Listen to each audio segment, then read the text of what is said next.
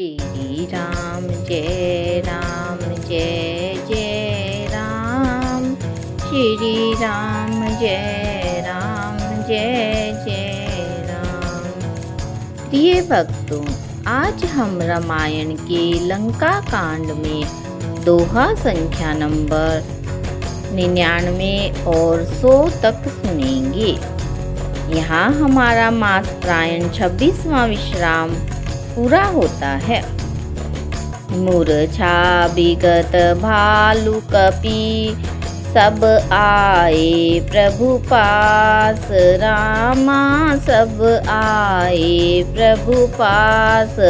निश्चर सकल रावण ही घेरी रहे अति त्रास। सियावर राम जय जय राम। मेरे प्रभु राम जय राम। मूर्छा दूर होने पर सब ऋष वानर प्रभु के पास आए। उधर सब राक्षसों ने बहुत ही भयभीत होकर रावण को घेर लिया। देहि निशि सीता पहि जाई। त्रिजटा कही सब कथा सुनाई। सिर भुज बाड़ी सुनत रिपु केरी। सीता उर भई त्रास घनेरी। इन चौपाइयों का अर्थ है, उसी रात त्रिजटा ने सीता जी के पास जाकर उन्हें सब कथा कह सुनाई। शत्रु के सिर और भुजाओं की बढ़ती का संवाद सुनकर सीता जी के हृदय में बड़ा भय हुआ। मुख मलिन उपजी मन चिंता। त्रिजटा सन बोली तब सीता। होई ही कहा कहसी किन माता। केहि विधि मरहि विश्व दुख दाता। इन चौपाइयों का अर्थ है, मुख उदास हो गया, मन में चिंता उत्पन्न हो गई। तब सीता जी त्रिजटा जी से बोली, हे माता, बताती क्यों नहीं, क्या होगा? संपूर्ण विश्व को दुख देने वाला यह किस प्रकार मरेगा? रघुपति सर सिर कटे न मरही। विधि विपरीत चरित सब करई। मोर अभाग्य जियावत ओही। जेहि हो हरिपद कमल बिछोही। श्री रघुनाथ जी के बाणों से सिर कटने पर भी नहीं मरता। विधाता सारे चरित्र विपरीत ही कर रहा है। सच बात तो यह है कि मेरा दुर्भाग्य ही उसे जिला रहा है, जिसने मुझे भगवान के चरण कमलों से अलग कर दिया है। जेहि कृत कपट कनक मृग झूठा। अजहु सुदेव मोहि पर रूठा। जेहि विधि मोहि दुख दुसह सहाय। लक्ष्मण कहूँ कटु वचन कहाय। इन चौपाइयों का अर्थ है, सीता जी कहती हैं, जिसने कपट का झूठा श्रवण मृग बनाया था, वही देव अब मुझ पर रूठा हुआ है। जिस विधाता ने मुझसे दुसह दुख सहन कराए, लक्ष्मण को कड़वे वचन कहलाए। रघुपति बिरह सबिस सर भारी। तकी तकी मार बार बहु मारी। ऐसे हूँ दुख सो राख मम प्राणा। सोहि विधि ताहि जियाव न आना।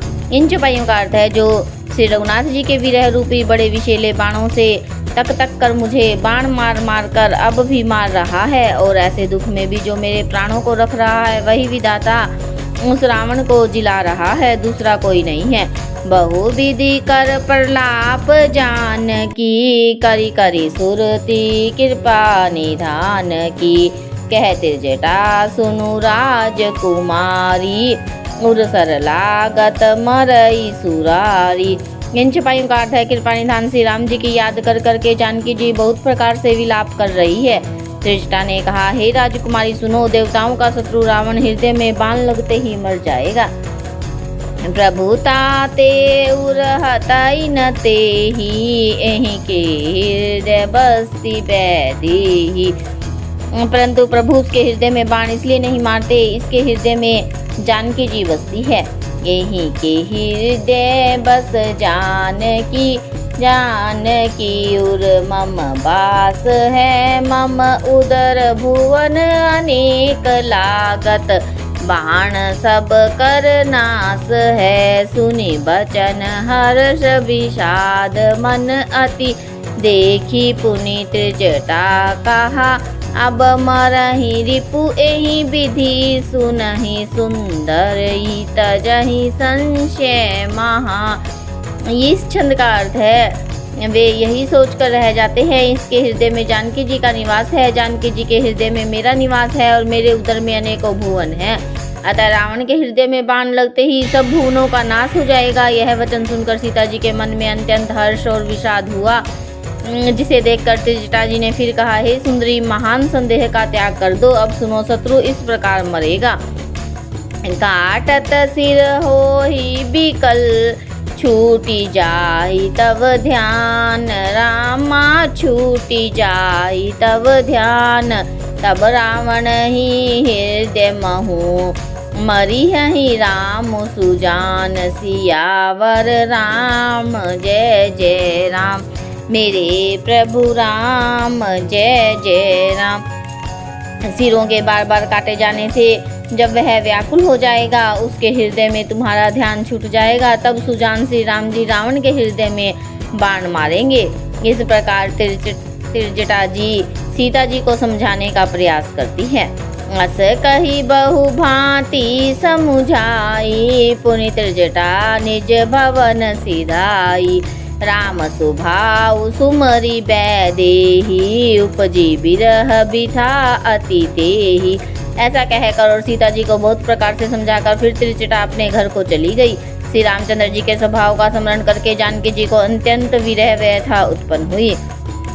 निसिहि ससिहि निंदति बहु भांति, जुग सम भई सिराति नराति। करति बिलाप मन ही मन भारी, राम बिरह जानकी दुखारी। चौपाइयों का अर्थ है वे रात्रि की और चंद्रमा की बहुत प्रकार से निंदा कर रही हैं और कह रही हैं, रात युग के समान बड़ी हो गई है, वह बीतती ही नहीं। जानकी जी श्री राम जी के विरह में दुखी होकर मन ही मन भारी विलाप कर रही हैं। जब अति भयउ बिरह उरदाहु, फरकेउ बाम नैन अरुबाहु। सगुन विचारी धरी मन धीरा, अब मिली हैं कृपाल रघुबीरा। इन चौपाइयों का अर्थ है जब विरह के मारे हृदय में दारुण दाह उत्पन्न हो गया, तब उनका बायां नेत्र और बाहु फड़क उठे। शकुन समझकर उन्होंने मन में धैर्य धारण किया, अब कृपालु श्री रघुवीर जी अवश्य मिलेंगे। यहाँ अर्ध निशि रावण जागा, निज सारथी सनखी जन लागा। सठरन भूमि छड़ाए सी मोही, धिग धिग अदम मंद मति तोही। यहाँ आधी रात को रावण जगा और अपने सारथी पर रुष्ट होकर कहने लगा, अरे मूर्ख, तूने मुझे रणभूमि से अलग कर दिया। अरे अधम, अरे मंद बुद्धि, तुझे धिक्कार है, धिक्कार है। देहि पद गही बहु विधि समुझावा, भोरु भय रथ चढ़ी पुनि धावा। सुनिया गवनु दसानन केरा, कपिदल खर भर भयउ घनेरा। सारथी ने चरण पकड़कर रावण को बहुत प्रकार से समझाया। सवेरा होते ही वह रथ पर चढ़कर फिर दौड़ा। रावण का आना सुनकर वानरों की सेना में बड़ी खलबली मच गई। जहाँ तहाँ भूदर बिटप उपारी, धाए कट कटाई भट भारी। वे भारी योद्धा जहाँ तहाँ से पर्वत और वृक्ष उखाड़ कर दांत कट कटा कर दौड़े। धाए जो मर कट बिकट भालू कराल, कर भूदर धरा अति कोप करहि प्रहार। मारत भजी चले रजनी चरा, बिचलाई दल बलवंत की सन घेरी। पुनि रावण लियो चहु दिशि चपेटिन, मारी नखिन बिदारी तनु व्याकुल कियो। विकट और विकराल वानर भालू हाथों में पर्वत लिए दौड़े। वे अत्यंत क्रोध करके प्रहार करते हैं। उनके मारने से राक्षस भाग चले। बलवान वानरों ने शत्रु की सेना को विचलित करके फिर रावण को घेर लिया। चारों ओर से चपेटे मारकर और नखों से शरीर विदीर्ण करके वानरों ने उसको व्याकुल कर दिया। देखी महामरकट प्रबल, रावण कीन विचार। रामा रावण कीन विचार, अंतरहित होई निमिष। महोकृत माया विस्तार, सियावर राम जय जय राम। मेरे प्रभु राम जय जय राम। इस दोहे का अर्थ है, वानरों को बड़ा ही प्रबल देखकर रावण ने विचार किया और अंतर्ध्यान होकर क्षण भर में उसने माया फैलाई। जय जय श्री राम। कथा विसर्जन होत है, सुनो वीर हनुमान। राम लखन और जानकी सदा करे कल्याण।